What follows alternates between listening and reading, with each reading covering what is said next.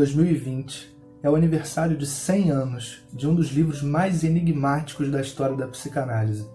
Em 1920, Freud publicava Além do Princípio do Prazer, um dos seus livros mais famosos, mais controversos e, como eu disse, mais enigmáticos.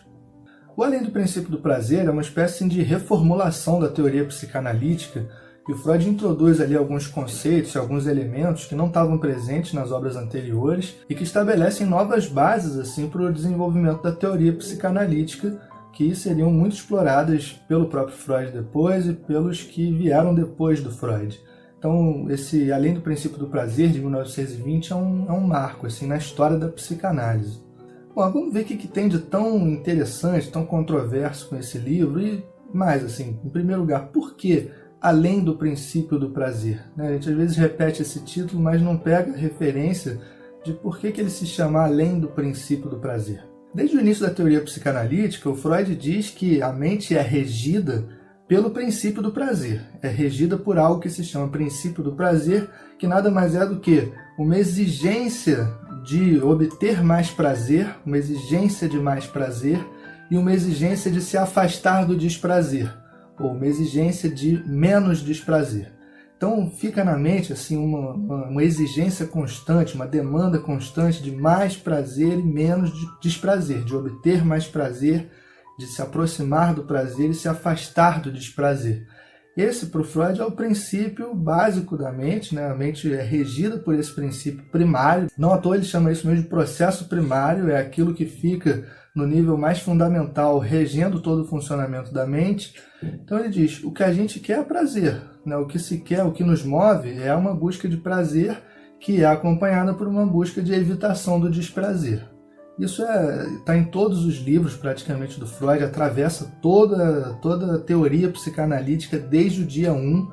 Então é um princípio muito fundamental, né, da psicanálise, a ideia de que a mente é regida pelo princípio de prazer. Então assim, pensando nesses termos, a gente entende que tudo que a gente faz é regido pelo princípio de prazer. Então assim, se eu quero tomar um cafezinho, né, eu quero o prazer de tomar aquele café que se inscreveu no meu aparelho psíquico de alguma maneira como um objeto de prazer. Se eu ligo câmera para gravar vídeo, para transmitir alguma coisa para outras pessoas que podem ou não ver esse vídeo, princípio de prazer. Eu não estou aqui num trabalho puramente intelectual, racional, consciente, né, como se isso aqui estivesse sendo regido por um sujeito racional e consciente que está articulando conscientemente conceitos e conhecimentos para transmitir para um público intelectualizado que está conscientemente processando esses conceitos e noções intelectuais. Quem clicou e quer assistir o vídeo está em busca de algum tipo de prazer, que eu sei lá qual é, mas que está ali funcionando, né? Essa exigência de prazer para cada um, para mim que estou gravando, para quem vai assistir, e para quem vai buscar a beatitude na religião, a adoração dos deuses na religião, as recompensas que a religião promete nessa vida ou na outra, tá? Para quem é um workaholic e fica ali virando noites, trabalhando, acordando cedo para ir trabalhar e não sei o que, tá em busca ali de algum tipo de prazer, que para cada um é alguma coisa, nos vícios mais variados, o que está ali em jogo é uma busca de prazer. Nas relações amorosas, claramente, o que está ali em jogo é uma busca de prazer.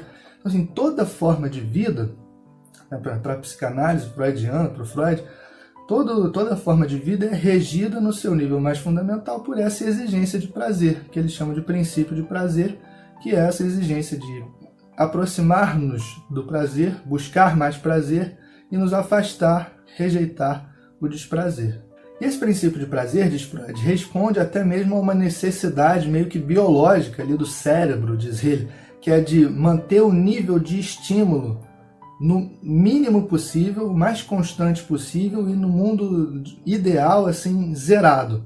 Existe uma tendência, diz ele, uma tendência quase que fisiológica, talvez inscrita no cérebro, algo que ele não sabe mapear muito bem, não tem muitos instrumentos, muitas ferramentas de neurociência para mapear na época, mas ele parece apostar que o princípio de prazer, isso que se inscreve no nível psíquico, corresponde a uma exigência quase que fisiológica de zerar os estímulos cerebrais, ou de mantê-los o mais constantes e no nível mais baixo possível.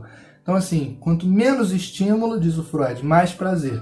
quanto mais estímulo, imagine um estímulo assim como excitação. A excitação, uma inquietação que no limite vai gerando cada vez mais e mais e mais desprazer.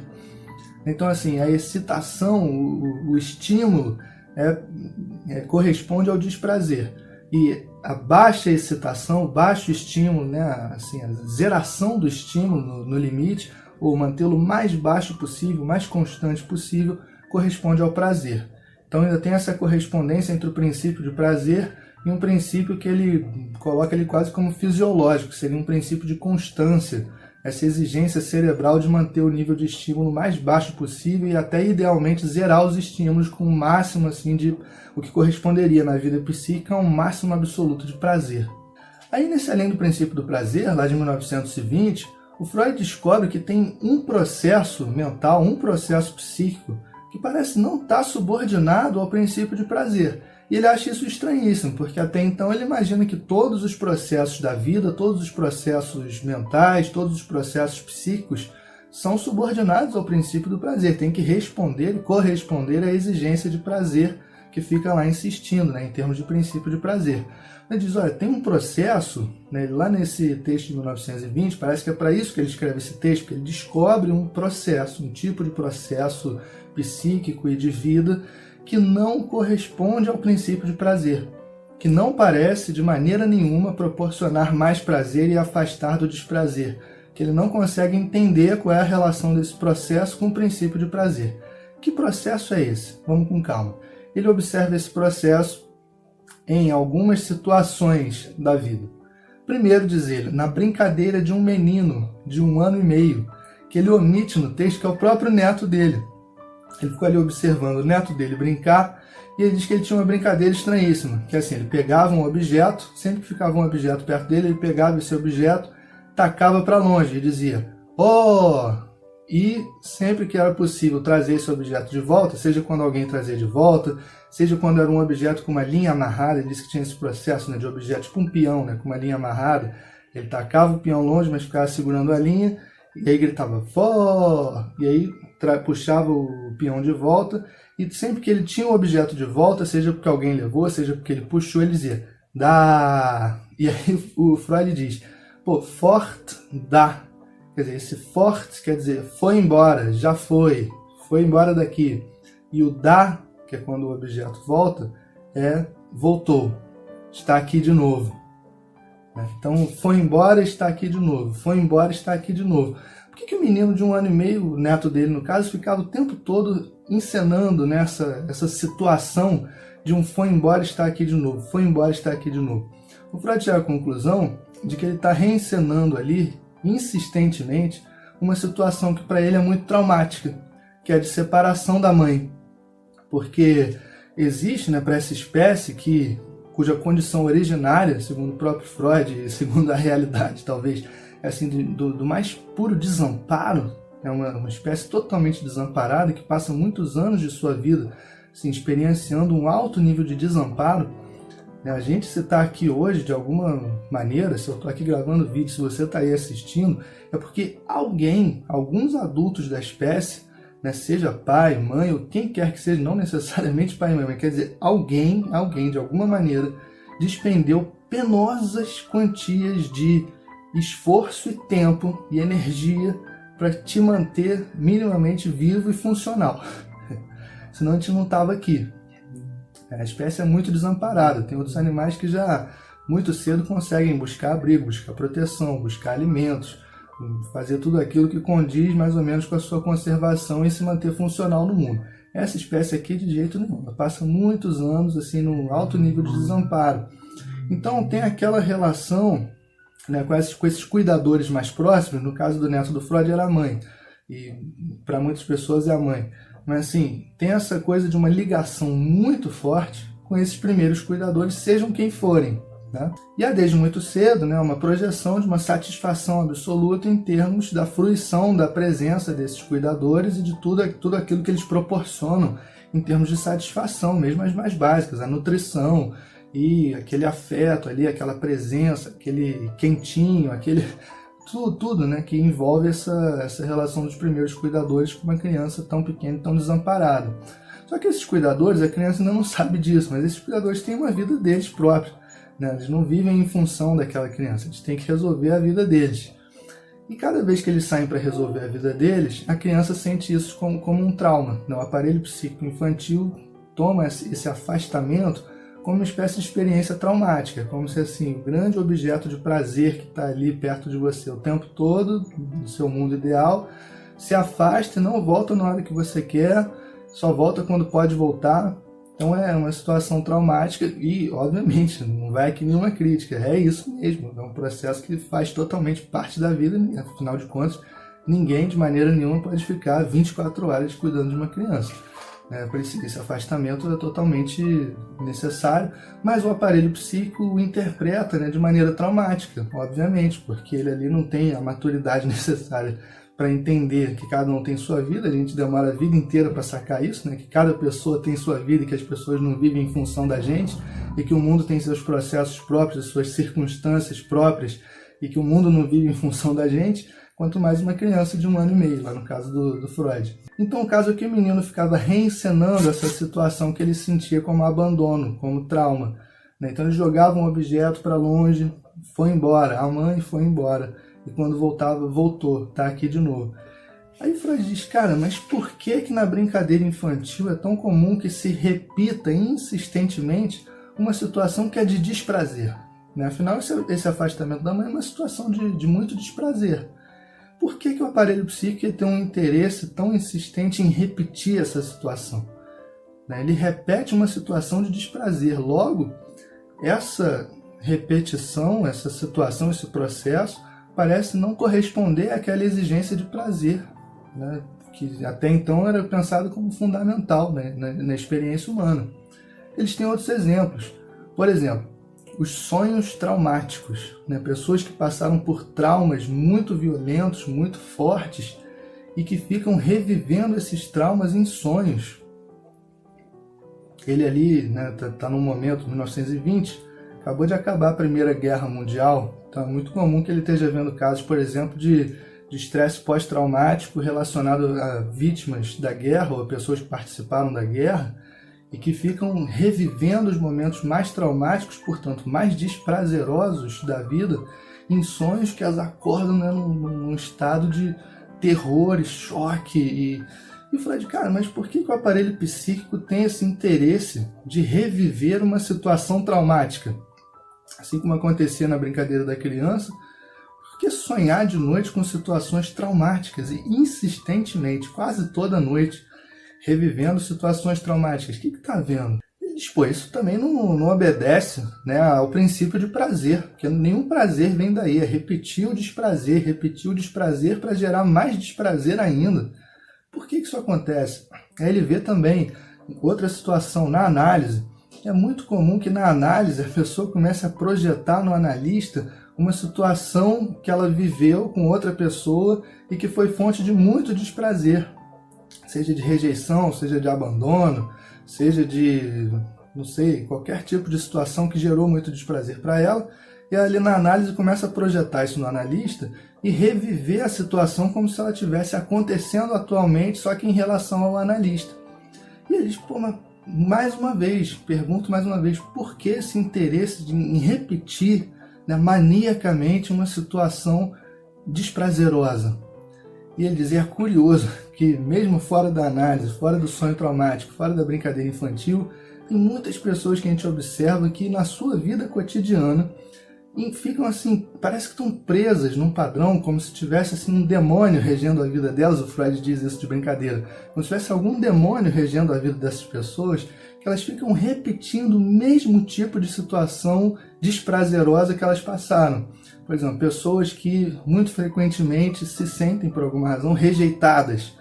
Aí parece que procuram assim, o tipo de situação, o tipo de pessoa que vai gerar novamente uma nova rejeição, e elas vão se sentir rejeitadas, ou então elas forçam no limite as suas relações para que a pessoa vá embora, e aí elas se sintam novamente naquela situação de rejeição, e assim por diante, né? Várias situações de vida que são desprazerosas e que muitas vezes as pessoas se metem em situações e procuram relações e constroem suas relações, parece que cuidadosamente quase, de maneira a repetir justamente o efeito daquilo que elas em outras relações consideraram desprazeroso. O Freud fala, cara, tem alguma coisa aí, tem algum tipo de processo mental que é independente do princípio do prazer. E até mais forte que o princípio do prazer em muitos momentos, porque ele desobedece o princípio do prazer. Que princípio é esse? Ele diz, parece que há uma compulsão à repetição que sobrepuja o princípio do prazer. Uma compulsão à repetição que está aí disposta a repetir mesmo aquilo que foi desprazeroso e que na repetição só pode gerar mais desprazer, portanto está além do princípio do prazer, não está subordinada ao princípio do prazer. E aí que ele diz, tem aí uma compulsão à repetição que parece ser assim, mais forte em muitos momentos do que o próprio princípio do prazer. Por isso o título do texto, né? Além do princípio do prazer. O que está além do princípio do prazer é a compulsão à repetição, porque ela, com a força de uma compulsão, nos leva a repetir situações, mesmo que tenham sido desprazerosas. A descoberta da compulsão à repetição leva o Freud a reformular a própria teoria das pulsões. Até então ele vem trabalhando com uma dualidade pulsional, né? Ele diz assim, no nível mais fundamental da mente, o que há são pulsões sexuais, que ficam exigindo prazer, e pulsões de autoconservação. É o que ele está trabalhando até 1920. Mas, ó, tem pulsões que são sexuais e não necessariamente no sentido daquilo que a gente costuma chamar de sexo, isso também, mas sim, tudo aquilo que é busca de prazer, em qualquer sentido possível, né, está regido ali pela insistência das pulsões sexuais. E tem as pulsões de autoconservação que ficam ali lutando para conservar a nossa existência, conservar a nossa possibilidade de continuar podendo buscar prazer. Responderia por processos mais básicos, tipo nutrição, tipo respiração, tipo escapar de certas situações perigosas. Tipo, a pulsão de autoconservação atuaria aí, né, assim, nos levando a cumprir esses requisitos básicos da vida orgânica, né, assim, dos processos biológicos mesmo, fisiológicos. Com a descoberta da compulsão à repetição, ele é levado a reformular a teoria pulsional que ele tem até agora, e ele chega a uma conclusão estranhíssima, assim, que é a seguinte: se tem essa compulsão à repetição, tem uma força aí querendo voltar para algum lugar, né? Porque repetir é justamente reencenar algo que passou, retomar algo que se foi, algo que já foi. Então ele diz, então eu saquei uma coisa aqui mais sensacional ainda, mais importante ainda, embora seja meio perturbadora. Me parece que as pulsões, elas são fundamentalmente forças retrógradas, forças que ficam querendo retomar uma situação anterior, forças que ficam querendo voltar a uma situação anterior.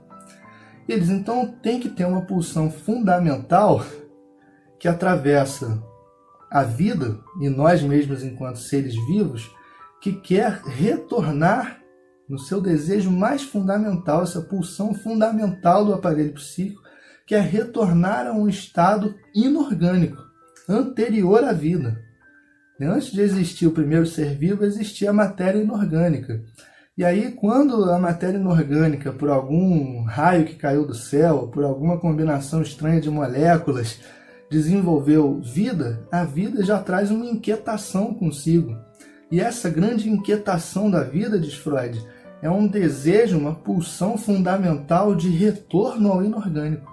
Um estado, portanto, respondendo aí sim à exigência lá do princípio de prazer e do princípio de constância, um estado de zero estimulação.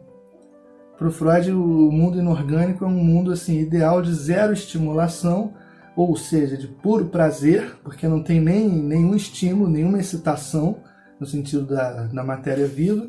E a matéria viva, desde que se torna viva, passa a experimentar essa inquietação incurável, né? Essa busca insaciável, essa exigência incontornável, incessante e insaciável de retorno à quietude do mundo inorgânico. Então ele diz, o objetivo de toda vida é a morte. e aí surge aquilo que ele chama de pulsão de morte. Pulsão de morte no nível mais fundamental, e ela se torna uma das pulsões fundamentais para Freud do aparelho psíquico, é esse desejo, essa exigência pulsional de retorno à situação anterior. No caso da vida, o inorgânico. No caso da vida, a morte. Então ele diz, as pulsões são fundamentalmente retrógradas. Elas querem retornar a um estado anterior de coisas, e isso se mostra pela compulsão à repetição, que está disposta a repetir, retomar, retornar a um estado anterior, mesmo que ele não corresponda à exigência do princípio de prazer. Aí ele vem com a pulsão de morte, que eles, tá aqui o link, né? Na verdade, tudo isso responde a esse processo mais fundamental da mente humana, que seria a pulsão de morte, que fica tentando retornar a um estado anterior, que é de zero estimulação, portanto de absoluto prazer, que embora não seja sentido como prazer, né? Porque a matéria inorgânica não tem prazer, mas fica inscrito enquanto fantasia da vida a morte, o retorno a um estado de zero estimulação, de prazer absoluto, portanto. Aí ele diz, pô, mas por que a gente não vai direto ao ponto? Por que então não só morre? Porque cada ser vivo e cada um de nós segue um caminho tão tortuoso, tão complexo, tão cheio de ramificações, tão cheio de altos e baixos, até finalmente encontrar a morte, que é um encontro mais ou menos, né? Porque ele sempre diz, deixa isso claro, não existe experiência de morte inscrita no aparelho psíquico. Então, assim, a morte é um limite último do aparelho psíquico. Você não tem a experiência da morte. A morte chega, e quando ela chega, igual como dizia o Epicuro, né? Quando a morte é, eu não sou mais. Enquanto eu sou, a morte não é. Então, quando a morte vem, o aparelho não está lá mais para gozar aquela experiência da morte, para registrar aquela experiência da morte. Então, por que não vai direto ao ponto? Por que um caminho tão tortuoso, tão cheio de altos e baixos? Aí o Freud diz, olha, porque tem uma outra pulsão fundamental, que aí ele chama de pulsão de vida, cuja função é muito estranha, né? Cuja função é garantir que cada ser vivo chegue à morte apenas à sua própria maneira. Ele diz, cada ser vivo quer chegar à morte, mas apenas à sua própria maneira. E as pulsões de vida são uma espécie de estímulo, também de impulso fundamental da vida, no sentido de criar unidades cada vez maiores, atuar no sentido da reprodução, e da conservação, reprodução, criação de unidades cada vez maiores. A pulsão de vida fica ali garantindo que cada ser vivo siga o seu próprio caminho tortuoso, cheio de altos e baixos, claro, na relação também com as circunstâncias do mundo e da realidade. Nada disso é descolado das circunstâncias do mundo e da realidade. Então ele não vai direto ao ponto, porque tem uma força aí que é a pulsão de vida, e tem circunstâncias da realidade com as quais ele vai tendo que lidar, se chocar, se virar, e aí cada um vai construindo um caminho tortuoso, cheio de altos e baixos, absolutamente singular, que o leva finalmente até a morte, uma morte não experienciável, não registrável, não gozável enquanto tal, mas que o leva a seguir uma trajetória absolutamente singular, no fim das contas. Então essas duas pulsões fundamentais, que passam a ser vistas pelo Freud como as pulsões mais fundamentais do aparelho psíquico, no seu embate interminável entre si mesmas e com as circunstâncias da realidade, elas nos levam a um percurso que é absolutamente singular. E nesse texto é uma passagem muito interessante que o Freud faz assim, desse combo, pulsão de morte, princípio de prazer, princípio de constância. Ele usa uma expressão muito legal para se referir a esse combo, que é assim, princípio de nirvana. É como se tivesse um princípio de nirvana na mente, né? Assim, um desejo de atingir o zero absoluto, o zero estímulo, o prazer absoluto, total, completo. Que o nirvana é essa mistura, né, de prazer, poder, morte, zero total, de estimulação, beatitude total. E muita gente acha um texto muito sombrio, porque fala de pulsão de morte. Pô, o cara estava acabando de vir da ressaca da Primeira Guerra Mundial. Né? Uma guerra, como se diz, mundial, em que houve uma matança de pessoas ao longo do continente mais supostamente civilizado do mundo, né? Assim, a Europa, a Europa dos grandes intelectuais dos séculos XVIII e XIX, a Europa do iluminismo do século XVIII, a Europa dos grandes avanços técnicos e tecnológicos, e industriais e científicos. De repente as pessoas estão empregando suas forças, seus poderes racionais, técnicos, tecnológicos, científicos, mentais, corporais, para matar umas às outras. Então, assim, esse tipo de fenômeno tem que ser pensado, tem que ser incluído, né? Não dá para excluir esse tipo de fenômeno como algo que é uma excepcionalidade, né? Assim, a agressividade é uma excepcionalidade, colocar em risco a própria conservação fisiológica é uma excepcionalidade. Não é, então a gente tem que dar um jeito de incluir esse tipo de fenômeno. Assim, porque tem alguns fatores que complicam muito o nosso entendimento do comportamento humano.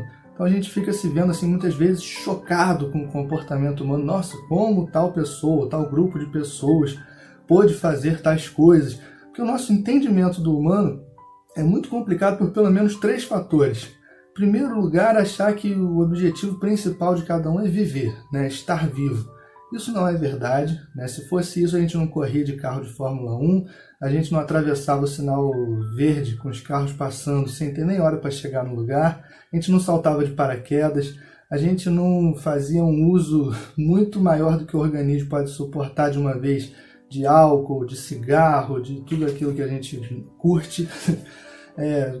Não é isso, né? É alguma outra coisa. Segundo lugar, por achar que o comportamento humano é regido pela razão e pela consciência.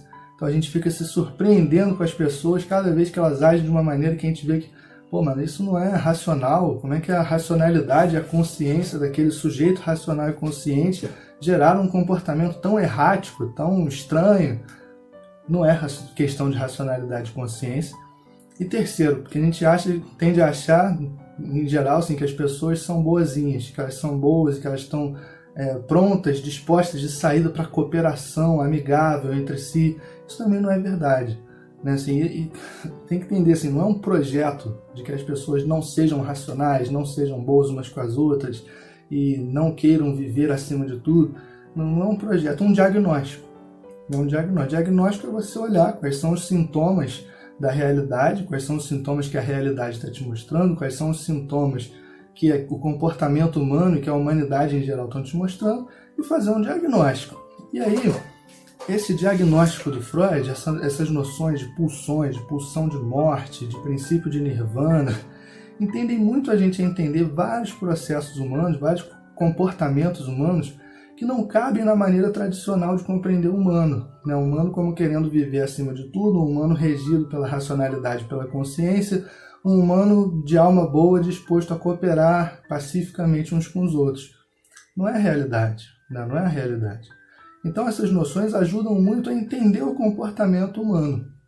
É porque eu preciso incluir tudo, preciso incluir qualquer comportamento, não descartando um ou outro como uma excepcionalidade ou como algo escandaloso, chocante, que a gente não tem ferramenta para entender e aí descarta como excepcionalidade.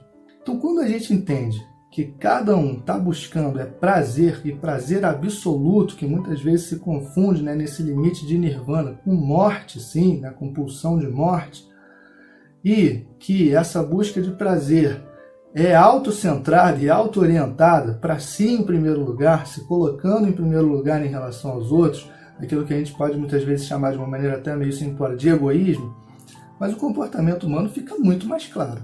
Você entende qualquer comportamento humano. Deixa de ter comportamentos humanos que ficam assim envoltos num ar de mistério para você, de excepcionalidade, de choque. Você não vai se chocar com o comportamento humano, você vai entender. Mas se você entende que o que as pessoas querem é prazer e que essa busca de prazer se coloca a si mesmo enquanto aparelho psíquico em primeiro lugar, todo comportamento humano, seja o mais belo, seja o mais terrível, seja o mais bacana, seja o mais horroroso, né? Todo comportamento vai ser compreensível para você.